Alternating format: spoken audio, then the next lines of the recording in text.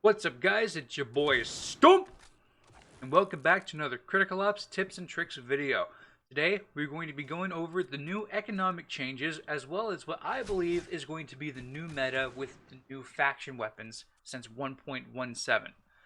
Keep in mind that this is in all my best opinion, and what I gathered from this update. And I might be wrong, and that is completely okay. But when am I ever wrong, guys? I mean, I've never been wrong before. Anyways, before we begin, if you like what you see, hit the like button and subscribe if you want to see more videos like this. Don't forget to ring the bell to see when I upload, and follow me on Twitter and Discord in the description below. Now enough chit chat, let's get on with the video. We will start with the new economic changes with the money given at the end of each round. If you win, you get $3,200, while if you lose, you gain $1,400 plus $500 for each additional loss. So if you lose 2 rounds in a row, you will get $1,400 plus $1,000. And this is only if you're still alive. If you die, but your team still wins, you will get $2,700. While if you die and your team loses, you only get $1,900. Now, if you plant the bomb, you get an $1,100 bonus, only if you plant it. And if you win, you get an additional $2,700 on top of that. But if you lose by bomb defusal and you are still alive, you get nothing. That's right, nothing. The only thing you get is the $1,100 bonus. However, if you do die, you will get an additional $2,900 if the bomb is defused in time. As the Coalition, if you get the bomb defusal, you will get $1,100 for the defuse plus $2,700 for the win.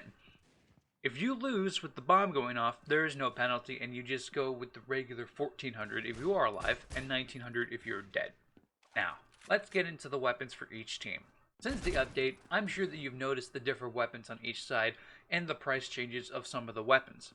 It is apparent that the Breach weapons are less expensive than the Coalition weapons. This makes sense due to the maps being mostly CT-sided, and defense being heavily influenced on their side. It also makes sense that the Breach have less expensive, more powerful weapons to make taking each site easier.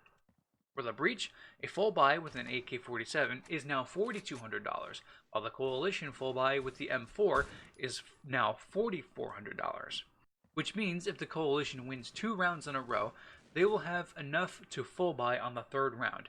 If the Breach wins with a bomb plant, only the player that planted the bomb will be able to full buy on the 2nd round. With all this in mind, I think it's time for me to figure out what the meta could be. Now keep in mind this is in all my best opinion, and whatever I say may not be the case for most players. Firstly, the amount of money you get for losing and dying is more than if you were still alive, especially for the Breach. So, if you find you're going to be outgunned on the 2nd round, it is better to full save and wait for the 3rd round to full buy. That means we should be seeing more 3rd round gun rounds instead of 4th or 5th round gun rounds. Now as the Coalition, the M4 is $2,800 while the AK-47 is $2,600, making it the cheapest, most powerful AR on the Breach.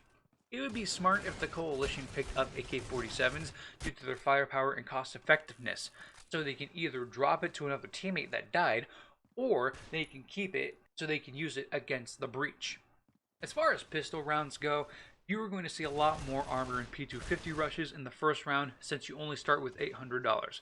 However, some save rounds might include a player buying a better pistol, like the GSR or the MR96. And with the price reduction of the MR96 to only $500, you will see a lot more players leaning towards using it on the 2nd round eco buys. The XD45 is also a valid option because it's also $500, and it's best if you're going to be dealing with a lot of close quarters combat like Legacy or Raid, or I'm pretty sure Plaza, some places are also close quarters combat. Anyways, the Deagle also has seen a damage increase, but the recoil is still driving some of the players to the MR96. With all this laid out, I'd have to say that this update made it more balanced than what it was originally. It gives the Breach a fighting chance to take the bomb sites earlier in the match rather than waiting till the 4th or 5th round to actually have enough to full buy. Now this puts the Coalition in a more defensive situation due to the low firepower of the M4. It is entirely possible to win a game by only using the M4, as well as only using an AK-47, but it wouldn't hurt to try and practice with a few different rifles just to be safe.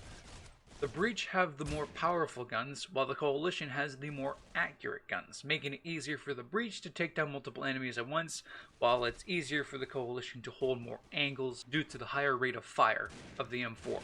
The meta now is having a good defense on the Coalition, so you can carry that lead and momentum through the half into the Breach to secure a victory. As I have learned through playing sports in my childhood, my coaches always told me the best offense is a better defense. And that's the end of the video. But before you go, could you leave a like if you enjoyed this video and subscribe if you want to see more videos like this. Don't forget to ring the bell to see when I upload, and follow me on Twitter and Discord in the description below. Thank you so much for watching, and as always, stay safe. Bye bye.